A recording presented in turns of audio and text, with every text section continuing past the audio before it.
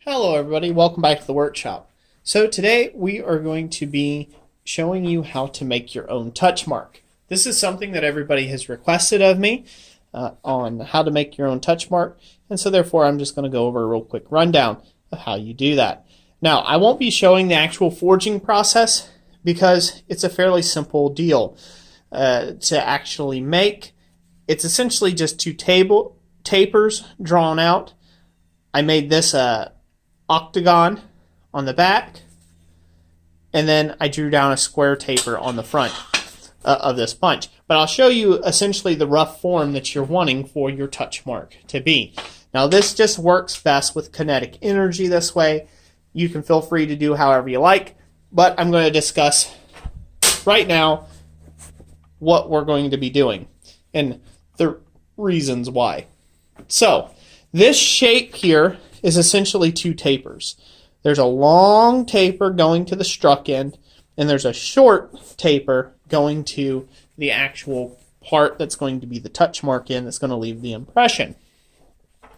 Now, the reason for this being, and I call them a doobie shape like that, and because this is a family-friendly thing, you can, if you really want to know what that is, you can go and research that online.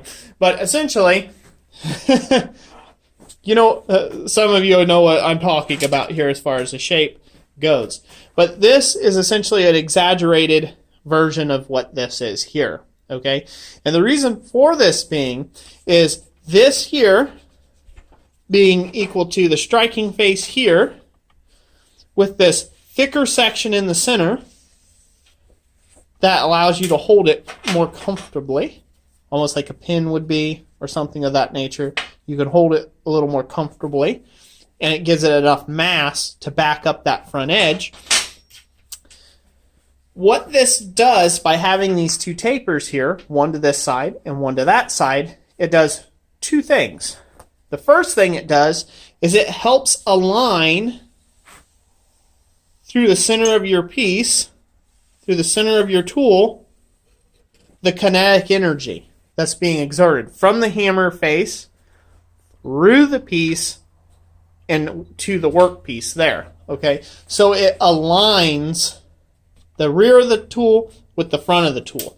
Regardless of if you have a little bit of a bend in it or whatever, having those two tapers helps center up the entire tool, which allows you to get a much better impression and for the kinetic energy to transfer better and actually make that impression.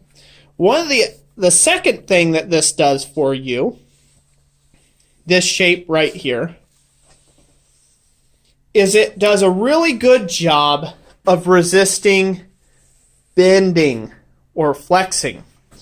Whereas it's something that's just straight, like just a straight bar, if you were to just uncoil some coil spring straight, do your little stamp on this end, and then strike this end, with all this plane being in the same surface area and under the same surface tension, you're going to create yourself, it's going to flex. Not that severe, that's exaggerated, but it is going to have a slight deviation. Maybe like that.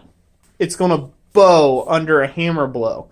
And when it bows like that and snaps back, that's what causes you to take a double bite on something, where you make one mark and all of a sudden it kind of skips and hits again and it makes another mark.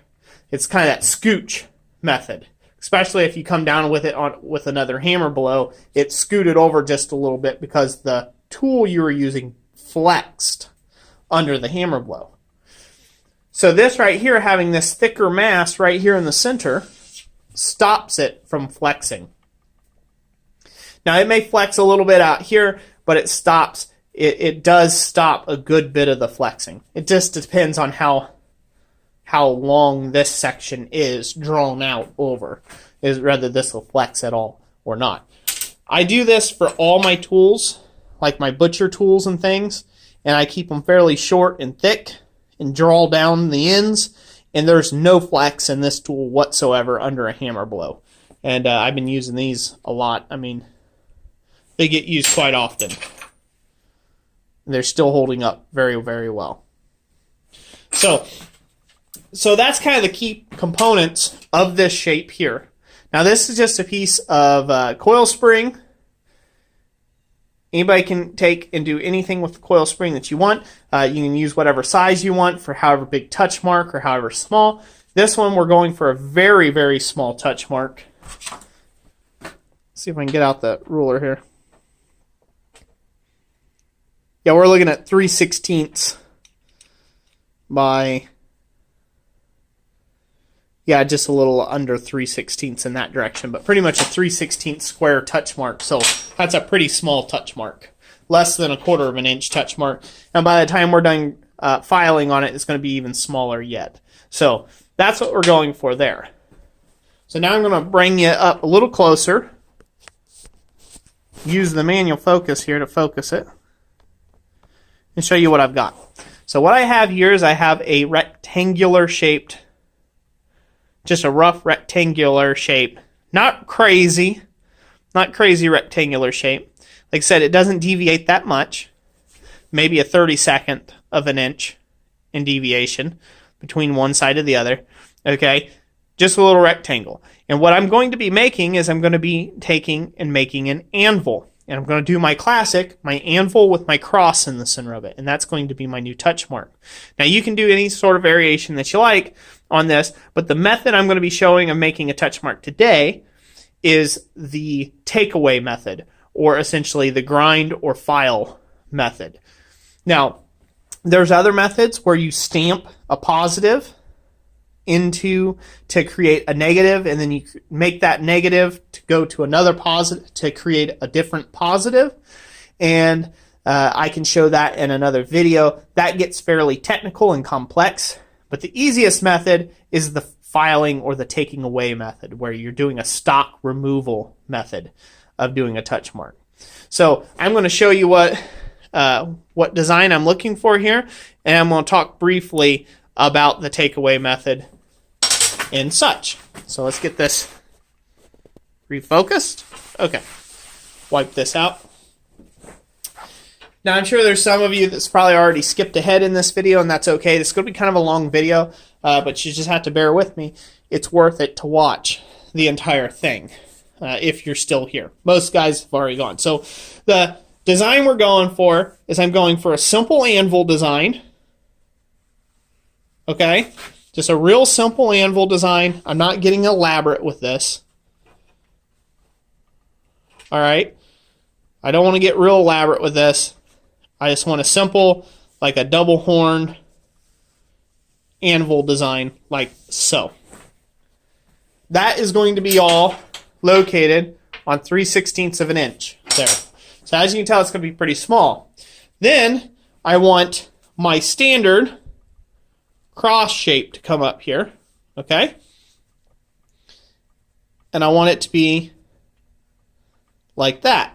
Once again, that's representing having Christ at the center of my work and what I do for Christ-centered Ironworks. Now I may deviate this a little bit. I may put an arch in here, which I just may do, where I put an arch to showcase like the arch in the footing of the anvil, and then, you know, redraw and put this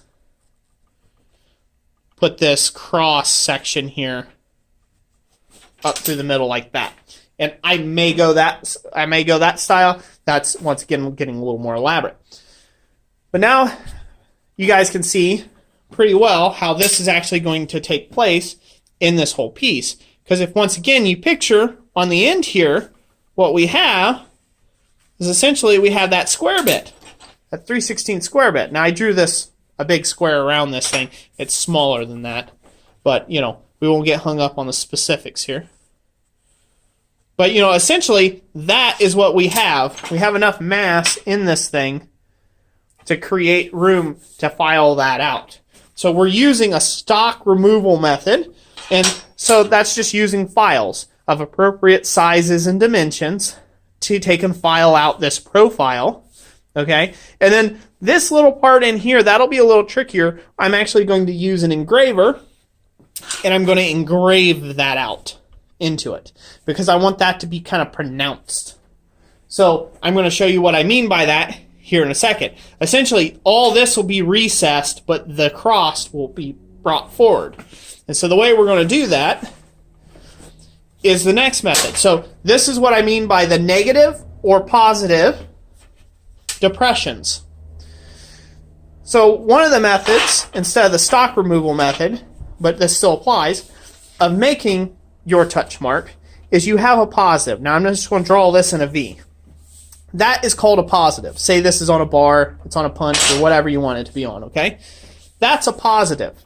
When you hammer it down into a piece, it's going to create a negative equal to, essentially, whatever that positive is, okay? So we got that. That's pretty simple. Everybody understands that, okay? So now we're going to go ahead and make two negative spots. So say we have two negative spots like so in a piece that we hammered in. Now when you do the flip of that and you hammer this into a piece, what are you going to create? You're going to create two negatives right there and there, depressions, and you're going to create two positives. Does that make sense? So, well, you guys can't reply, I'm on camera, but anyways, sorry, teacher and me. So you're going to have two positives and two negatives. The negatives are the flats, or the part that's going to be pushing the material away. And the positives are what's going to be cupping up in or be taking material up into itself. So it creates a positive impression.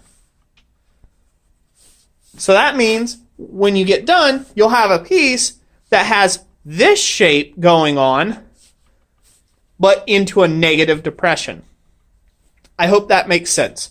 If it doesn't make sense, put it down in the comment section down below and I'll try to explain it better at a later date. But essentially, this is the other way that you can make a touch mark. Now, keeping that in mind, going back to my original touch mark design,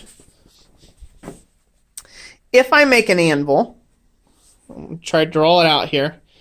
I'm going to draw it really sloppy like, okay, guys? So just get over that. Okay, if I make an anvil and I have this cross in there, okay, I can remove all the material around this, and this is going to stamp in this outline. That outline is going to get stamped in. So it's going to create, this whole outline is a negative. Okay? But in order for this to still be a negative, this cross portion here, I would have to take and be able to remove all this inner material in here to leave that proud. So this way, it could become a negative as well, stamped into the piece, like a stamp. So it's a positive when I'm stamping it into the piece, or the workpiece. Instead, I'm going to remove more material out of here. This is, once again, the stock removal method. And now what it's going to create is when I stamp it in into the piece, this outer ring will become the negative space. So again, so those are going to be, so it's going to have something that looks like this. So these here will be the negative space collating with that. And this cross here is going to be the positive space. So it'll raise that cross to the top. And so that will be more pronounced than the rest of the setting that gets set down.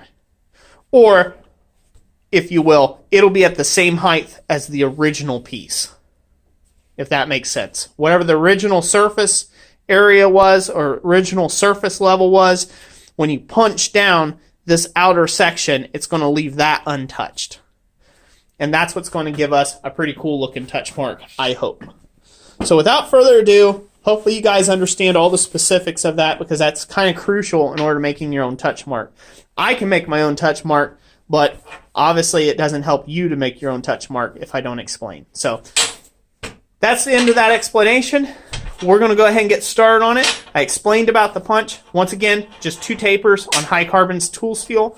You want to forge it in your normal way, and then you want to anneal it or let it normalize first before you go to filing. Makes it easier on the files.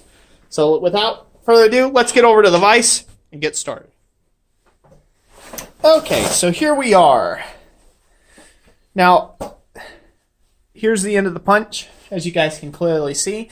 And what we need to do is this is all bright. Now, this is going to be very hard to take and actually see our file marks on a brightened surface like this. So what we need to do is we need to come in with a magic marker or a Sharpie. Essentially just a black marker. It could be whatever color you want, but we want to darken in this end so we can actually see the profile that we are cutting. Okay. Now, the files that I'm about to use, these are just needle files. Now, these needle files that I got here actually came from a place here in the United States called Harbor Freight. Now, they get mixed reviews all the time, and rightfully so, considering, well, I mean, they're not the best. They are clearly not the best place in the world to take and actually get files from or anything of the like for tooling, especially if you're serious about your tooling. But they are a place that you can get some simple tools like this that work out okay. And in this case, this actually worked out better than the ones that I got from Home Depot. I had some that I had bought at Home Depot one time, and those just were horrible. They were horrible right out the gate. And they were name brand Nicholsons. All of them were dull. So, anyways, take that with what you will. So essentially the process here is we're just going to start filing in our profile. Now I've decided I'm going to go ahead and do what I had originally said I was going to do, which was I'm just going to go ahead and split the foot on here. And we're just trying to file in at a deep angle, okay? We want it at a nice deep angle where it's like this. If you come across here, you're going to get a completely different result. You're going to file down into a groove. That's not going to work. You want it as almost as perpendicular, almost as, oh no, that's perpendicular. You want it to be running right along with the punch that you can. So this way you still create the outside profile, but you're cutting away this material from this face and not more material from this face. So I'm just grinding that there very lightly using the tip of this little rat's tail needle file, and just like so. Now, at this point, I'm also going to go ahead, you can see I've already touched it with my glove. I'm going to go ahead and repaint this over. I didn't let it dry sufficiently before I started, but you want to keep doing that so this way you can see clearly what you're doing. Now for some guys, and even for me, it would be nicer to have on something this small to have a little jeweler's loop at this stage. But this is what we have, so this is what we'll work with, okay? So there. You guys can kind of start seeing that little half moon shape develop. Now I'm doing this in reverse of y'all, so you guys going to have to, just imagine this being an anvil laying upside down, unfortunately. This is the only way I could do it and kind of keep my mind straight about it. Now that I got the feet in, I need to take and file in this direction to create my horns or put my waist in it. So I need to rotate it to where I can reach those. Now you might have to do this several times because it is going to be a reach issue for you. So hopefully we're still in focus here. Let me check the camera. I think, yeah, we're mostly in focus. So now you can really see that side being highlighted, what I filed in there, that little notch. Now I'm just going to come along these sides, and once again, I'm going to start my notch. This time just up a little higher. I want it to be up just a hair higher, like towards the horn. So this way when I finish the depth of the cut, it'll be to the depth of the file. Okay. So now I'm filing.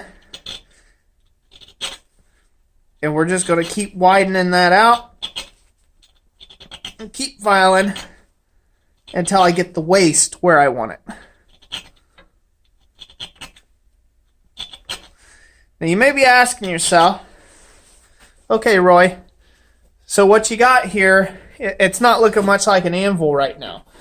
But you have to take and keep working on the outside profile. keep thinking you're working on the outside profile, you know, and it's going to be very small. It'll become more apparent once it's stamped into the piece. Right now, we just got to file all this stuff away and create enough of a waste. But if I could get it super close, which I can't right now, macro-wise, this here now has a taper, a point, and this here has a foot. And so when I do the other side, it'll have a foot, and it'll have a taper to a point. And that is going to start giving us our anvil shape. So I'm going to go ahead and darken it out again. So this way I can refile those 2 grooves. So this way you guys, everybody can see what's going on here.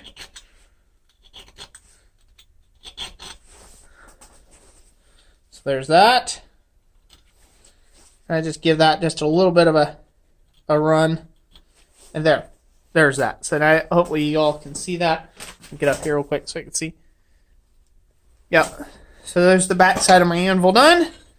I'll flip it a full 180 degrees. And we're going to go at it again from this side. Yep, still on frame.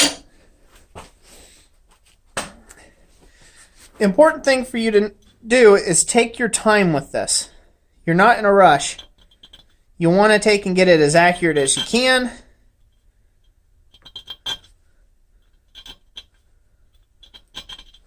And so it's worth taking the time.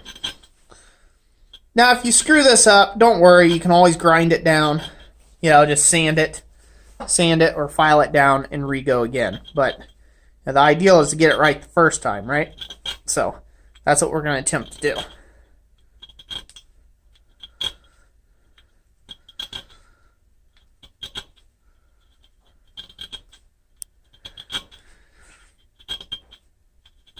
So I'm just keep filing this.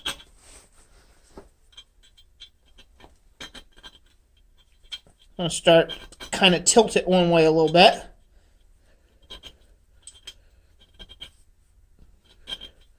Because I want to form that other horn.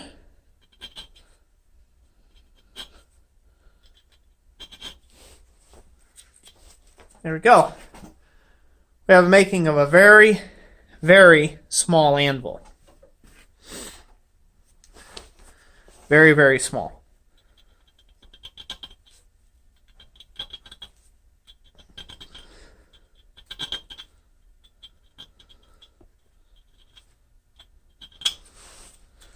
Okay.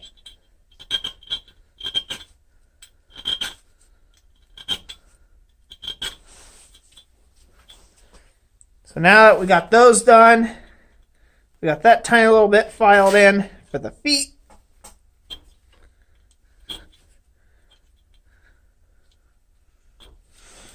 Now we essentially have an anvil.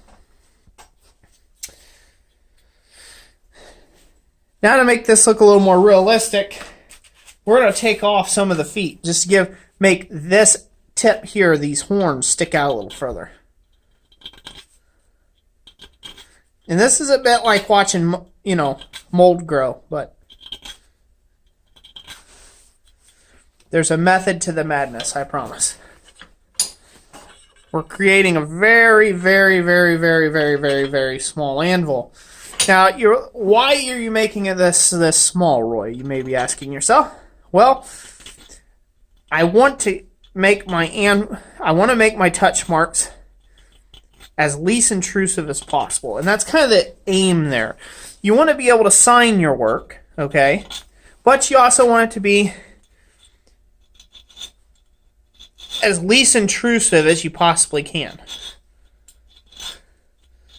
So you want to be able to sign your work, but you don't want everybody and their brother, you know, have to look at this big gaudy touch mark on it, because that's just not nice for anybody who's a collector of work, right, to have to look at. So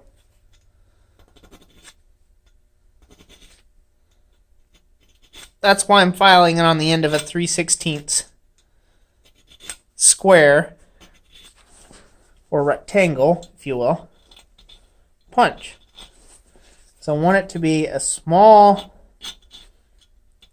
but defined as possible. Alright, so there we go. So we got our top side, which is pretty much untouched. Just going to keep it flat and plain and file it a little bit more. And now we got this really super tiny anvil filed on the end of here. And I don't think I can get this any closer, but let me try real quick. Take off my other glove here. Let me see if I can't get this any closer.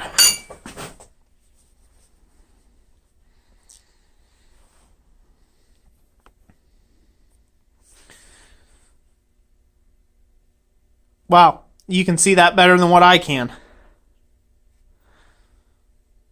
So there we go. We got our two waists. We got a waist there, a waist over here, our foot on here, and then a flat across the top. Now, the way to check this before you go to the next step, you may want to check this against a piece of copper and hit a piece of copper with it to just check and make sure this is the impression that you're wanting to leave.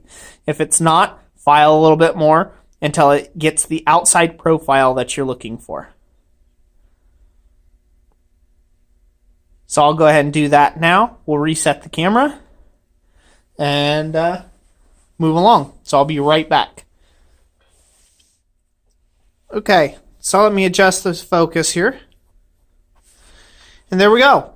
That's what it imprints. So that's not too bad. I'm pretty happy with that.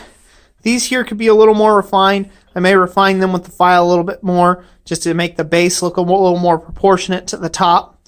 But I'm good now that I'll just go ahead and pretty much engrave in the cross if I can. So I want to see if I got an engraver small enough. I think I do. But I will go ahead and now engrave the cross in the center coming up from the feet. And then hopefully that will make that nice, easy peasy. So that, once again, came from this here. So one thing else to take and point out, if you undertake doing this, whatever you make on your negative side is going to be reversed the way that it's viewed. So if it's lettering, you need to make sure you put your lettering in reverse. So this way when it's stamped, it reads the right direction. Just wanted to point that out there. I've done it before where I've punched in an R, but I did it in the way that you would normally read it, and then when you stamp it, it comes out reverse. And so it was, crooked and backwards and the whole bit. So you want to be careful of doing that. But now I'm going to go ahead and lock this up, and we'll engrave this last little bit. Get it down here. This is a long one. This is kind of a long video, but I think you all are getting some sort of value out of it. I'll go grab my engraver. Now this engraver I made in another video, and so you guys could go check it out in that video. I'll put a link to it in the description, hopefully, if I remember it. If not, just call it out in the comment section and we'll make sure we get it uploaded and get it on there. Oh, I need a hammer. Here we go. All right. So now I'm just going to try to take and find right here at that file mark. I'm going to start cutting in a line.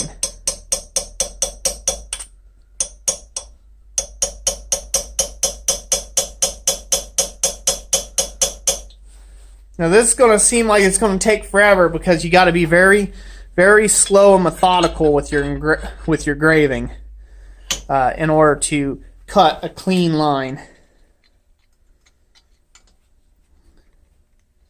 So I'm flipping it right side up. And it's high carbon steel, so you got to be careful with that. That it doesn't just snap the tip of your engraver.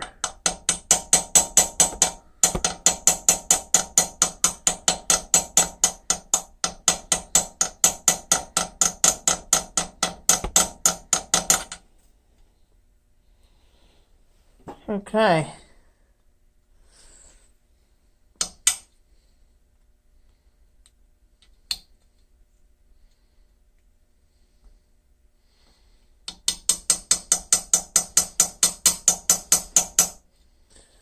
Now with this graving, you're really only going to get one go at this. So you got to get it right the first time, otherwise you're going to have to file down the profile.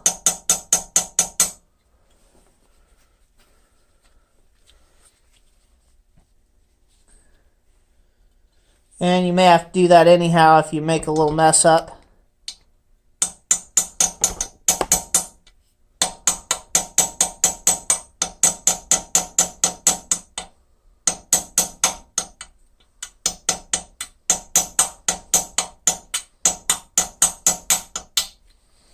Alright, so I got that. Now I had a little mess up here, just a little wobbly bit.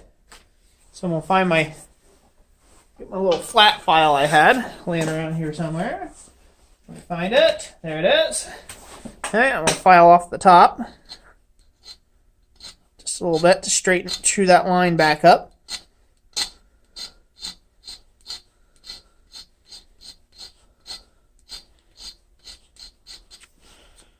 Okay, repaint it.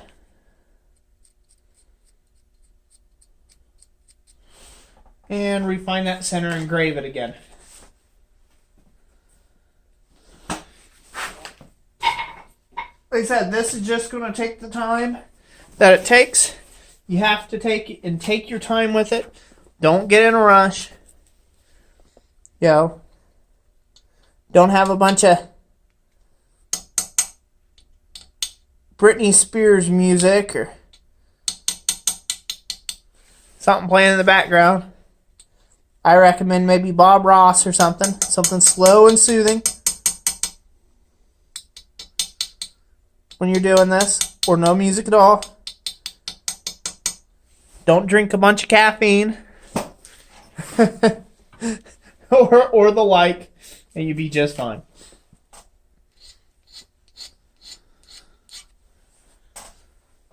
So what I'm checking for here is depth of cut. This is the difficult part. You just keep wobbling this out a little bit until you get the right depth of cut and you get the right look.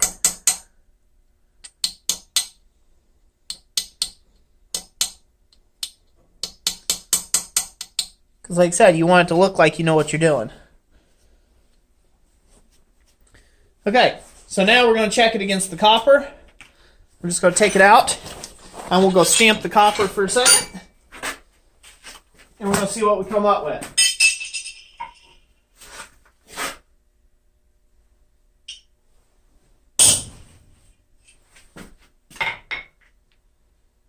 Okay, here we go. Let me come out here. There you go. Now you guys can clearly see the difference. So now I got a line cupped up through there. See how it's proud of the surface? So now we got to put in a cross line, but we got to do a little more work through that top part. Got to do a little more work through that top part to get it to be a little more pronounced. So I need to do a little more engraving on it for the length, and then we're going to drive out the cross arms. As you can tell, this is a pretty small operation. That is okay. That we have to do here. Oh.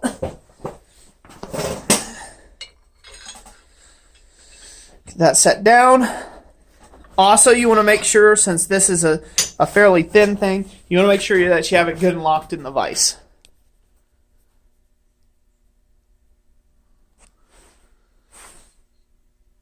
Okay, you guys can mostly see that.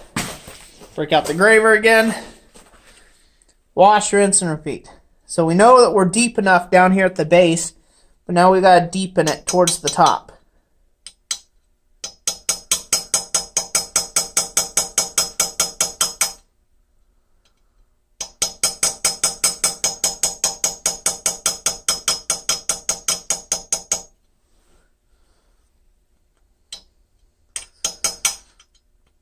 So just take our time, make sure we deepen it towards the top.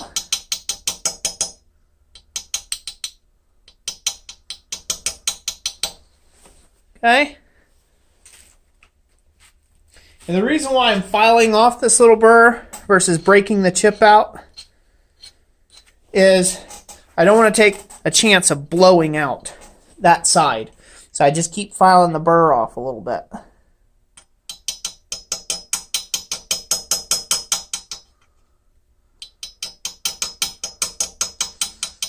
This would really help if I had some spectacles.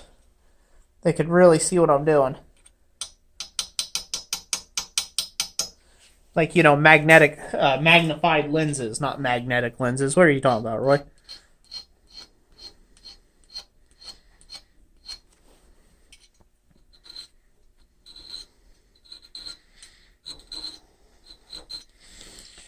Anyways, find these shapes a little bit. Fairly happy with them. Just want to refine them just a bit more. There we go. All right. So now we got that center line done.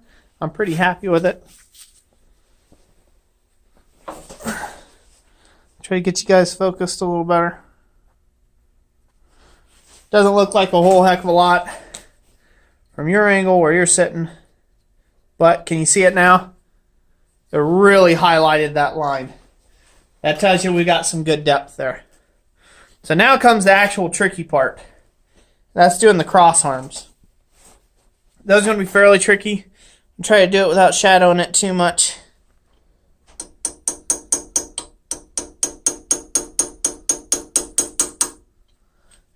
To get the depth on this small scale is very difficult. Okay? It's very difficult.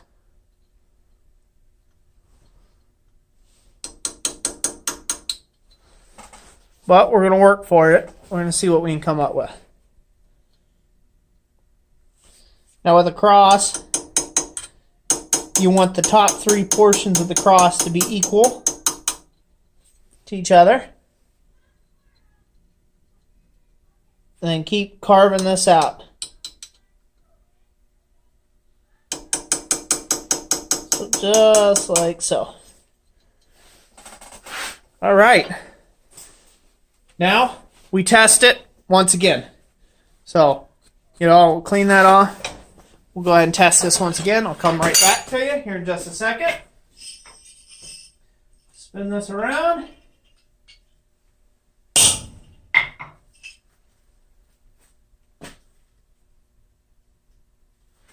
Yeah, we hit it a little lighter this time. Not as deep. See what we can come up with. There we go. Yeah, looks good. Okay. I'll bring it up real close. And there you have it. A small cross in an anvil. There's that profile shape there. This one here I hit too hard, sunk too deep. It didn't look quite right. This here, you can see there's obviously clearly a cross. It's pretty crisp. And I could do a little more refining of this edge right over here to get a little better result. But there you have it. That's how you can make your own custom Touchmark. So I hope you all enjoyed this video. I know it was a real long one. But, you know, you guys asked for it. So there you go. Hope you all enjoyed it as much as I enjoyed making it. If you did, make sure you give it that big thumbs up. You know, and let me know what you think in the comment section down below. Anyways, that's it for me. Thank you all for watching this video. God bless you. And you guys have a great and awesome week. We'll talk to you later. Bye. Okay, I forgot to say, this is for the bonus clip for anybody that's actually watched to the end of this video. I forgot to say, remember to harden and temper it. You know, you want to harden and temper this one. So that was my bad on that. The thing that you want to do is you want to bring this up with a torch or something of the like. You know, you don't have to get this really super hard. It just needs to be hard enough to hit hot material. If you're stamping cold material, it's a lot tougher on these, and you can lose some of the definition. So I only suggest you use hot material to actually do this type or this small width, unless you have really accurate hardening and tempering techniques like as in an even heat and things of that nature. If you're working with just stuff that's on the, let's say on the coal forge or in a gas forge, it's a lot harder to control the specific heat to get the hardness where you need it and the temper where you need it. So keep that in mind. So I only make these really to work the stuff hot or soft material like copper and things. I'll stamp with it cold after it's all said and done. But yeah, just harden and temper like you would normally harden and temper a coil spring or a tool. And you just harden in oil and then temper it to probably like a bronze in color after you re-brighten it. Be careful not to leave and soak it too long in the heat as to get this all scaled up, because once again, you don't have a real good depth here. This isn't really deep or anything, so you just don't want to take, with it not being too deep of a material, you don't want to scale it all the way and then have to start again. So anyways, that's it for this video. I hope you all enjoyed it. If you did, once again, give it a big thumbs up, and I thank you all for watching. Like I always say, God bless you, and we'll catch you on the next one.